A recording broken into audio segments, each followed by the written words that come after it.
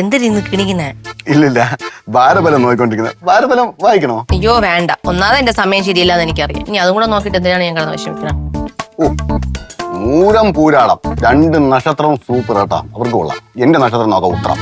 ആ, സാമ്പത്തിക ക്ലേശം ഉണ്ടാകുമെങ്കിലും അത് ചാടിക്കടക്കും. കലാകാരന്മാർക്ക് നല്ല സമയം. അപ്പൊ ഞാൻ രക്ഷപ്പെട്ടു. അത് കലാകാരന്മാർക്കാ, മുത്തോണനല്ല. മുത്തോണ കലാകാരനല്ലല്ലോ. അയ്യോ, കളിയാക്കല്ലേ. ഞാൻ തികഞ്ഞ കലാകാരനാണ്. അയ്യോ, ബാക്കി നോക്കാം.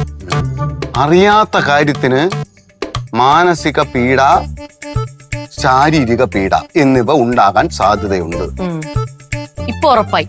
അതായത് അണ്ണൻ കലാകാരനല്ലല്ലോ, പാട്ട് പാടാൻ അറിയാത്ത ഒരാളായതുകൊണ്ട് എവിടെയെങ്കിലും പോയി പാട്ട് പാടിക്കഴിഞ്ഞാ അണ്ണൻ ഉറപ്പായിട്ടും ആക്കിയതാ. അല്ല, എനിക്കറിയാം. ഞാൻ തികഞ്ഞ സംഗീതജ്ഞനാണ്. അറിയാമോ? അതെനിക്ക് അറിയാന്നുള്ള കാര്യമാണല്ലോ സംഗീതം. ആര് പറഞ്ഞ? അല്ല, എനിക്കറിയാം. ഈ അറിയാത്ത കാര്യം അത് അങ്ങനെയാണല്ലോ കാര്യം. അത് അണ്ണനല്ലേ അറിയാവോ അറിയാത്ത കാര്യം എന്തോന്ന്? അതാണ് ഞാൻ ആലോചിക്കുന്നത്. ഏതാ സംഭവം ഇത്?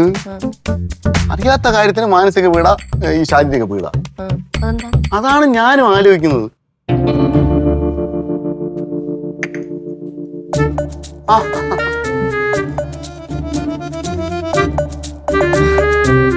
മുത്തുണ്ണ, ഓ, ഈ ജാതകത്തിലൊന്നും ഒന്നും ഇല്ലണ്ണാ. തന്നെ? പിന്നെ നമ്മൾ ചെയ്യുന്ന പ്രവൃത്തി പോലെ ഇരിക്കും നമ്മള് ഗുണവും ദോഷവും ഒക്കെ. അല്ല, മനസ്സിലാകുന്ന ഭാഷ പറ. അതായത് അണ്ണ, നമ്മളിപ്പോ അണ്ണ ഒരാളെ ഉപദ്രവിച്ചെന്ന് വിചാരിച്ചോ, ദ്രോഹിച്ചെന്ന് വിചാരിച്ചോ, അതിന്റെ ബലം അണ്ണന് കിട്ടും ഉറപ്പായിട്ടും.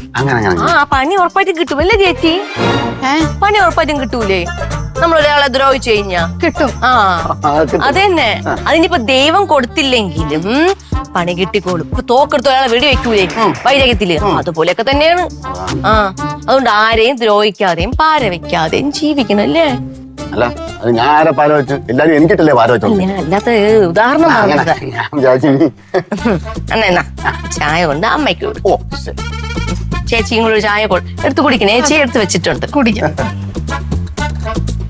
ഞാൻ കൊണ്ട് കൊടുത്തിട്ട് മുത്തോണ്ണ, അമ്മ ഇപ്പൊ എന്തെങ്കിലും ചോദിക്കുകയാണെന്നുണ്ടെങ്കിൽ എനിക്കൊന്നും അറിയില്ല എന്ന് മുത്തോണ്ണം പറയണം. എന്തെങ്കിലും ചോദിക്കാനായിട്ട് ഞാൻ ഇപ്പൊ കൊണ്ട് കൊടുക്കുന്നല്ലേ ഉള്ളൂ. കൊണ്ട് കൊടുക്കുമ്പോ എന്തെങ്കിലും ചോദിച്ചാൽ ഞാൻ അറിഞ്ഞൂടെന്ന് പറയേണ്ട കാര്യം എന്ത്? എനിക്കൊന്നും അറിഞ്ഞൂടല്ലോ. അല്ല, എന്തെങ്കിലും ഇപ്പൊ അല്ലറ ചില കാര്യങ്ങൾ എന്തെങ്കിലും ചോദിക്കുകയാണെങ്കിൽ എനിക്ക് അറിയില്ല എന്ന് മുത്തോണ്ണൻ അങ്ങ് പറഞ്ഞാൽ മതി. എന്തോന്ന് ചോദിക്കാൻ? എന്തോ നീ പറയുന്നത്?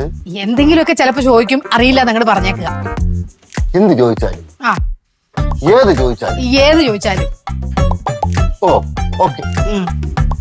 പിന്നെ മുത്തോണ്ണ, എനിക്ക് മുത്തോണ്ണനെ കൊണ്ടൊരു ആവശ്യമുണ്ട്. എന്താണ് ആവശ്യം?